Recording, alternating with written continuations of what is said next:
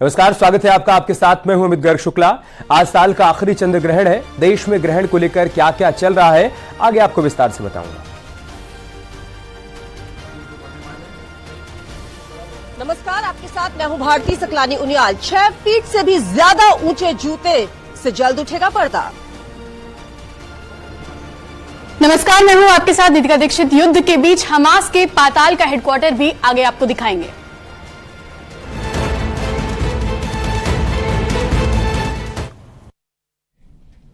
तो आज साल का आखिरी चंद्र ग्रहण लगने वाला है। इसको लेकर अयोध्या में थोड़ी देर बाद सभी मंदिरों के दरवाजे बंद कर दिए जाएंगे क्योंकि सूतक काल लगने वाला है। इसी पर आपको एक रिपोर्ट दिखाते हैं।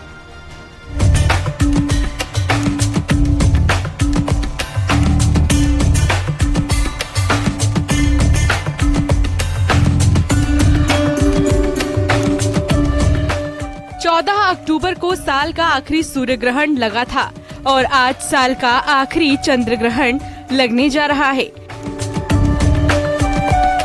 चंद्र ग्रहण भारत में भी दिखाई देने वाला है।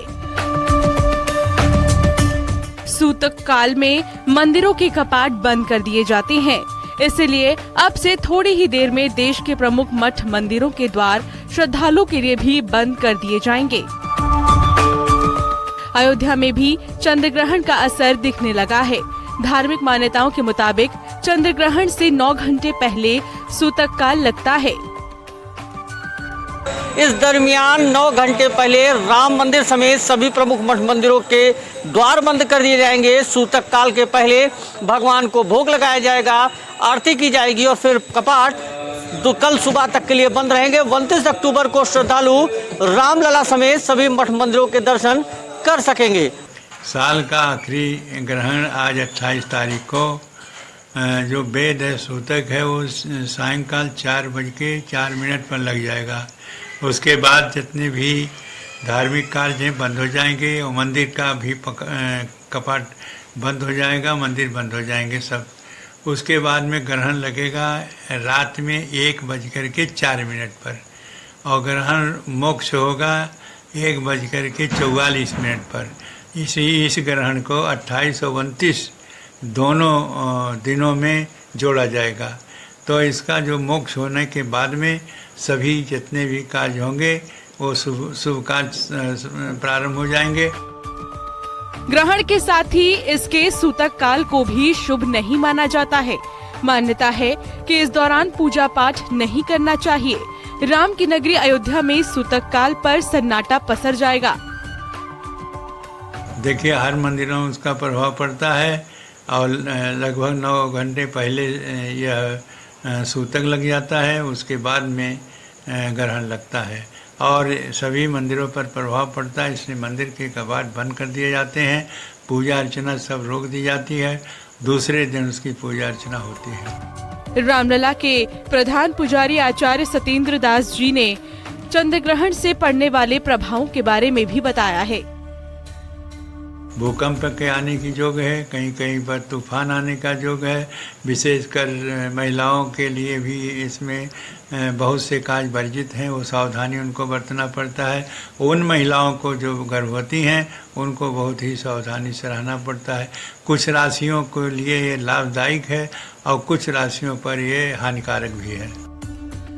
चंद्र ग्रहण भारत के अलावा एशिया के दूसरे देशों America, Europe, Australia, Africa, Atlantic महासागर, हिंद महासागर में भी दिखेगा। अयोध्या से न्यूज़ 18 के लिए निमिष गोस्वामी की रिपोर्ट।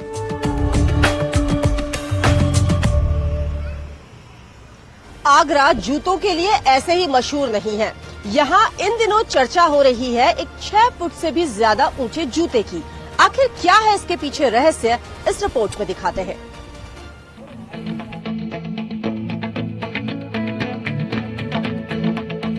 कोई 6 साइज का जूता पहनता है तो कोई 7, कोई 8 या 9 या अमूमन इससे थोड़ा बड़ा साइज का भी लोग जूता पहन लेते हैं।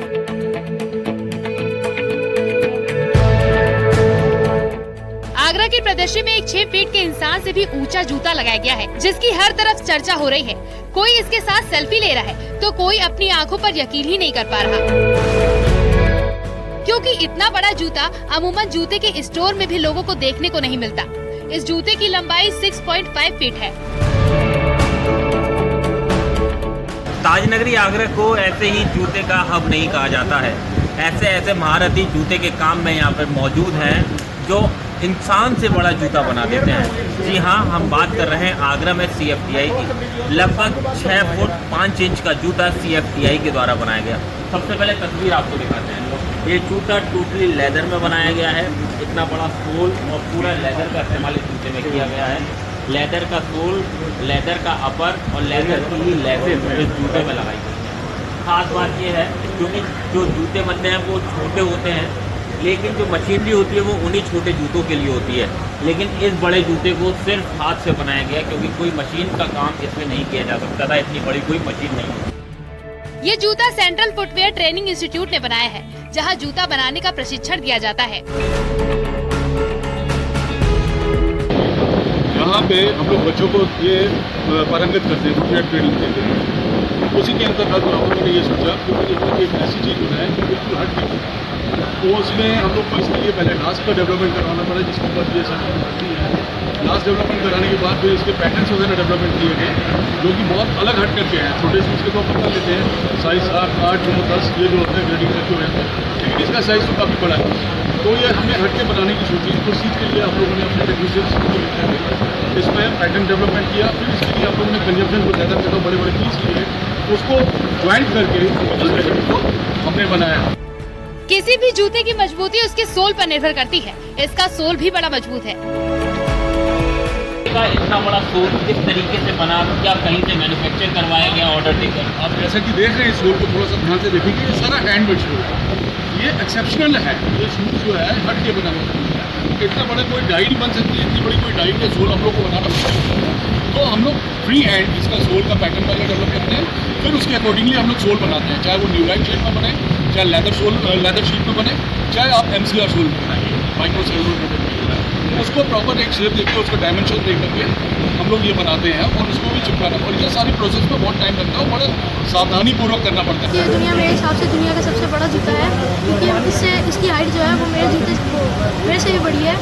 और मैं इसकी फ़ोटो खींच के फेसबुक पर अपलोड करूँगा और व्हाट्सएप पे स्टेटस लगाऊंगा और दोस्तों को दिखाऊंगा। जूते को बनाने में 15,000 का खर्च आया है। शुक्रवार को 3 दिवसीय मीट एट आगरा की शुरुआत हुई। यहाँ करीब 35 देशों के जूता कारोबारी पहुँचे। नए डिजाइन और वैरायटी के साथ आकर्षक जूते स्टॉल में लगाए गए हैं। आगरा से न्यूज़ 18 के लिए कामिर कुरैशी की रिपोर्ट।